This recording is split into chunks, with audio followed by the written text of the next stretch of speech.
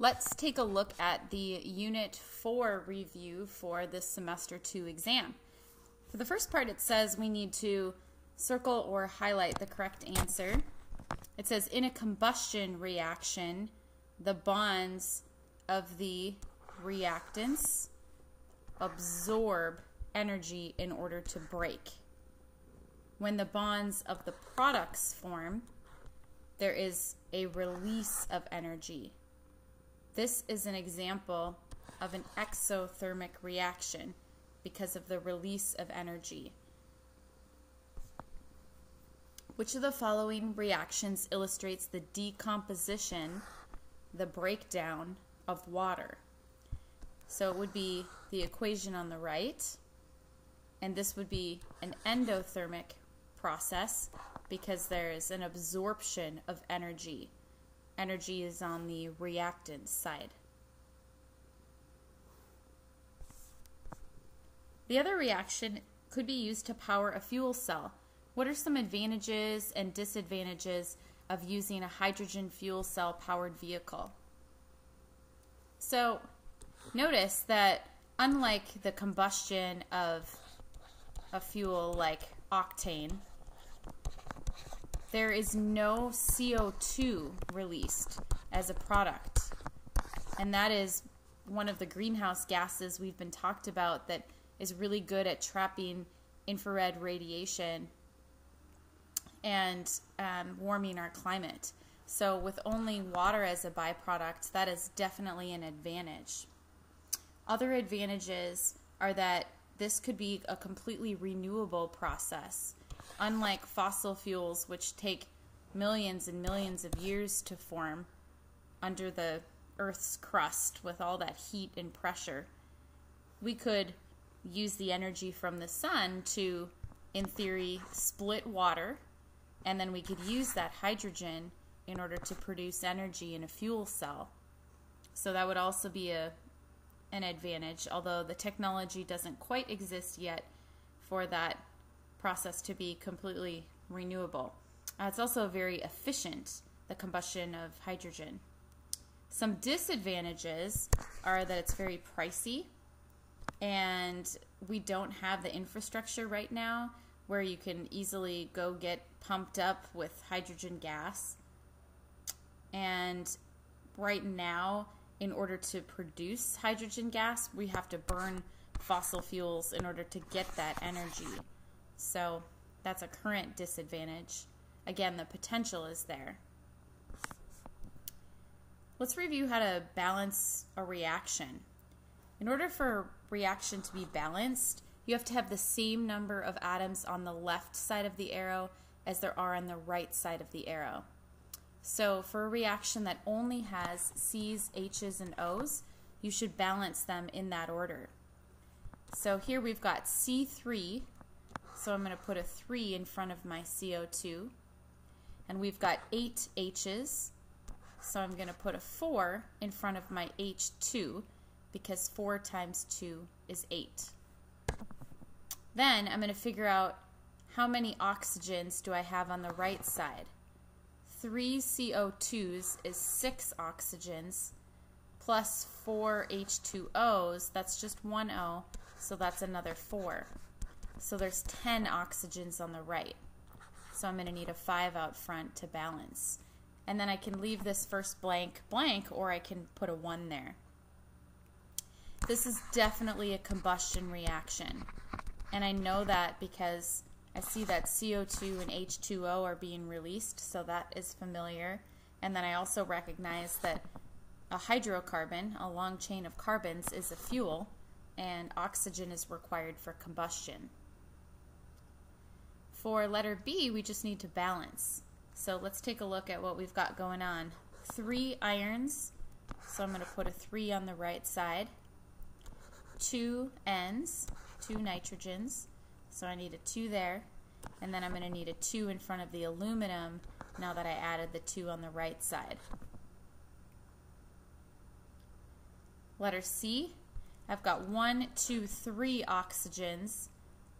That's not going to work because I need to make odd numbers even. So I'm going to put a 2 over here because now I've got 2 times 2, 4 oxygens, which means if I put a 2 there, I've got 2 oxygens plus another 2, making 4. Now I can just put a 1 there. And this is one compound breaking down, so this is definitely a decomposition reaction. And the last one, 2 things getting married, 2 elements coming together. I can see O2, I'm going to need a 2 here, which means I need to put a 2 in front of my magnesium. So this is a combination, also sometimes called a synthesis reaction. Now for number 29, I see decomposition and combination reactions. And I've got to remember how to deal with these. For decomposition reactions, I've got to think about Hofbrinkel. These are the elements that when they're alone, they always get a 2 because they're diatomics. For combination reactions, I need to remember crisscross. I've got to crisscross the charges of the elements because they're in a new relationship. So for the first one, decomposition, I'm just going to split up the elements, and then I'm going to check Hofbrinkel and say to myself, do any of these, or are either of these part of Hofbrinkel? And the answer is yes, the chlorine is. So that gets a 2. After I've correctly written the elements as products, I've got to then balance the equation by putting numbers out front. Since I have 2 chlorines on the right, I need a 2 in front of my LiCl, which means I'm also going to need a 2 in front of my Li. For letter B, it's a combination reaction, so I'm going to think crisscross. Aluminum's got a +3, fluorine's got a -1, so this is going to be AlF3. Now I can balance. It's convenient to make odd numbers even, so I'm going to put a 2 out front of my F3, which makes it 6, so I need a 3 in front of my F2 to make that 6, and then 2 aluminums, I need a 2 out front of my aluminum. Now I'm balanced. Similarly, letter C is another crisscross. Now something a little tricky is they list the potassium second, but since potassium has a positive charge, it should be listed first when it forms the new compound with bromine. So the charges cancel out, +1 and -1, so it's just KBr. Since it's Br2 on the left, I need a 2 in front of my KBr and a 2 in front of my K. And then I've got a decomposition. So back to my think about Hofbrinkel, just first split up the elements and then check to see if either one is in Hofbrinkel. And yes, nitrogen is, so it gets a 2. Now I'm going to put a 2 out front to make this be 2 nitrogens, which makes it 6 sodiums. Number 30 is definitely a skill that you want to practice before taking the final. You should be able to read the words of an equation and actually write it out. So it says that H2SO4 is forming from water and sulfur trioxide gas. And it says the sulfuric acid is aqueous. It tells you to balance the reaction, and I see 4 oxygens on the left, 4 on the right, 1 sulfur on the left, 1 on the right, 2 hydrogens on the left, 2 on the right. So it's already balanced. Yay. Number 31 is a little bit different. It says when you add ammonium nitrate to water, the beaker turns cold. Is that endothermic or exothermic? Well, that would be endothermic because the system is absorbing energy from the surroundings, which makes them feel colder. For number 32, you're asked to draw an energy diagram for this reaction. And since the heat of reaction is negative, that is a sign that this is an exothermic reaction. And so the shape is going to be the reactants are higher in energy than the products. And then you have to remember that it takes some energy to break the bonds. There's an intermediate phase, and then the release of energy is this down slope. So I don't know if I drew this very well to scale, but I've got my reactants here. And then the products, it says, are 2H2O plus O2. And the activation energy, the energy it takes to break the bonds, is 357 kilojoules per mole. And the heat of reaction, the net energy released, is 165 kilojoules per mole. So again, the energy needed to break the bonds of the reactants, which, by the way, hydrogen peroxide, H2O2, we're breaking these bonds between the hydrogen and oxygens, and then the bond between the two oxygens. It takes 357 kilojoules per mole's worth of those reactants. The total energy we get from making the new bonds is the 357 plus the 165, which comes out to be 522, and I'm going to make it negative to show that it's releasing energy. And the net energy from making the product bonds is 165 kilojoules per mole, because we had to put 357 kilojoules per mole in, and so even though we're getting a lot of energy released, the difference between those two numbers is the negative 165. And remember, the bonds that we're making are between the oxygen and the two hydrogens in the water molecule, and we're making a double bond between those two oxygens. So there is a energetically favorable bond energy for these products that makes them lower in energy than the reactants. So that's why in this rearrangement of atoms, there's a net release of energy. What if we had a reaction that had an activation energy of plus 157 kilojoules per mole instead of the 357? Would that be more or less likely to occur? It would be more likely to occur, because the chances of a reaction of getting this energy is higher, because this is a smaller number. So it's easier to get 157 kilojoules per mole than it is 357 kilojoules per mole. So this is more likely to occur in nature. And we already said this, but this is definitely an exothermic reaction because energy is released overall. Released. And then what if we have to draw the reverse reaction? So we've got our products now turning into our reactants. Well, we already figured out that the amount of energy total here is the 522. So the reverse reaction would require 522 kilojoules per mole in order to break the bonds. And that's of the H2 and the O2.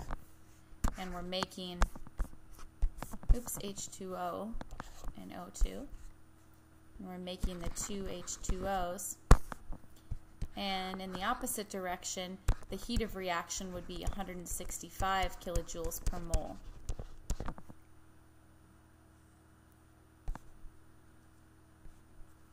I think that's all it asks for that one. Yep. Moving on to stoichiometry. What if you're starting with 14 moles of iron 3 chloride? How much chlorine do you need? Well, for every 2 moles of this, you need 3 moles of chlorine. So you need 1.5 times more. So in my head, I can do that and say, okay, 14 times 1.5 is 21. But the way to write it out to use dimensional analysis to help you is we want to write out the units we want to cancel out on the bottom. So moles of FeCl3, we want to write that on the bottom, and we're looking for moles of chlorine. Then, the numbers out front of the balanced equation are what you write in here. So for every 2 moles of FeCl3, you need 3 moles of chlorine. Then you multiply across the top and divide by the bottom to get your final answer. Oops, 14 times 3 divided by 2, 21 moles. And then check out what units are canceled and what you're left over with, and write out your full units. How much oxygen, and it says mass, so that means grams, would be produced if you had 75 grams of potassium chlorate? Well, let's figure out how many moles this is so that we're speaking the same language as far as the numbers out front. I've got to add up the molar mass of potassium, chlorine, and 3 oxygens from the periodic table. So 1 mole of potassium chlorate is equal to 122.55 grams.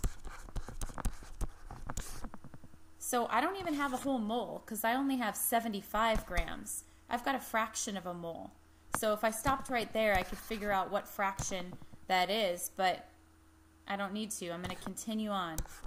So I'll have my answer in moles of potassium chlorate, and then I want to know about oxygen. Notice that for every 2 moles of potassium chlorate, you produce 3 moles worth of oxygen gas. Again, these numbers are coming from out front of that balanced equation. So now if I stopped, I would have my answer in how many moles of oxygen were produced, but it's more helpful to know the mass in grams. So I'm going to multiply by the molar mass of 1 mole of oxygen, which is 32 grams. And rather than doing each step and stopping along the way, I'm going to enter it all in at once. So I'm going to multiply everything on the top, divided by, parentheses, everything on the bottom. And in my calculator, you should get about 29.4 grams of oxygen.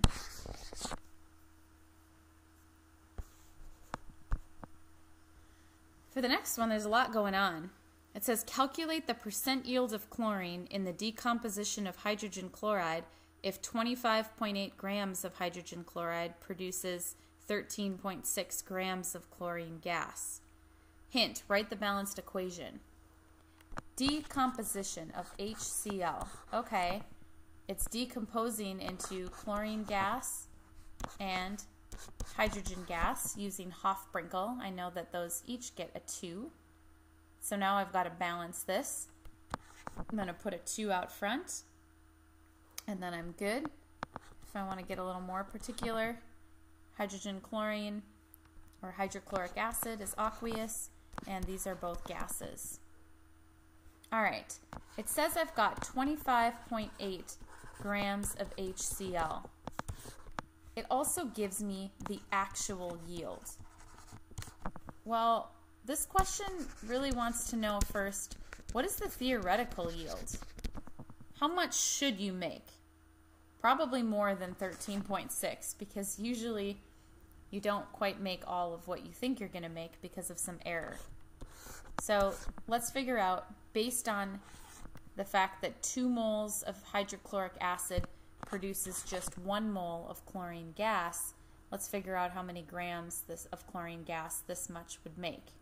So first step, like usual, we've got to divide by the molar mass of HCl. So I've got to go to my periodic table and add hydrogen's molar mass plus chlorine's. It ends up being 36.46 grams. That's how much 1 mole of HCl weighs.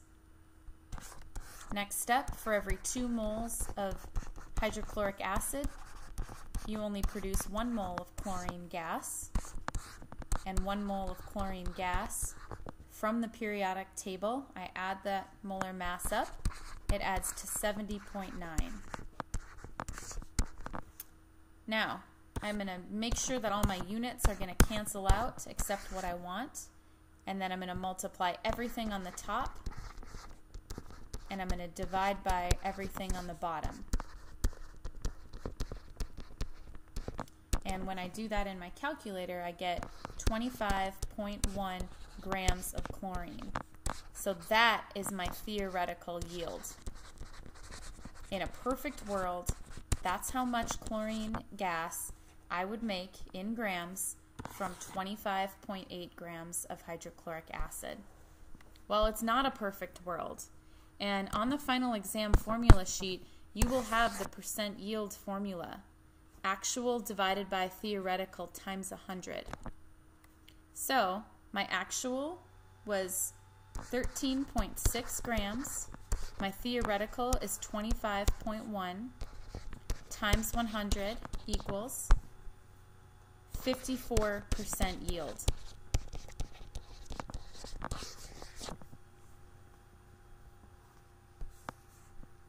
And then there's one more stoichiometry problem here.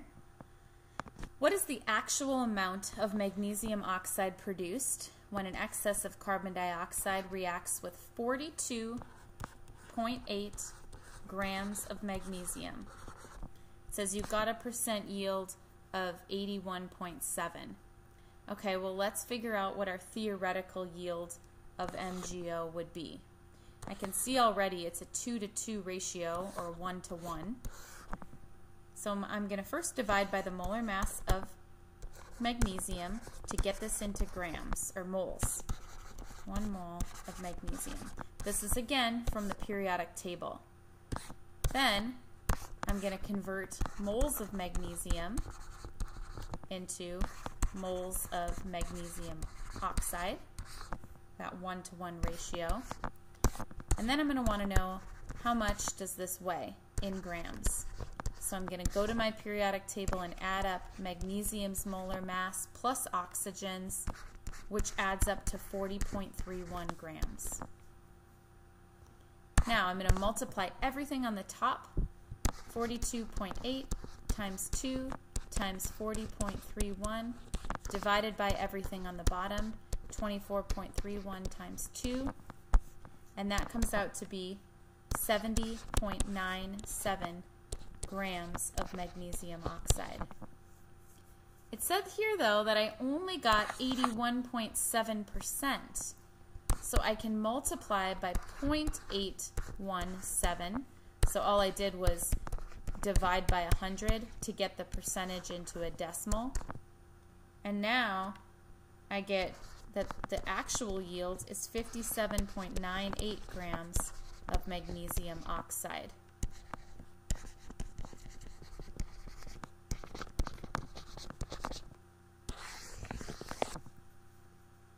So that makes sense because I got 81% of what I was supposed to get, and so that looks about right. So you can usually eyeball it to double check yourself. And one more question before Unit 5.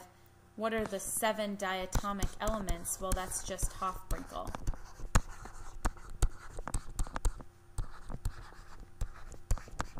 So know those 7 elements.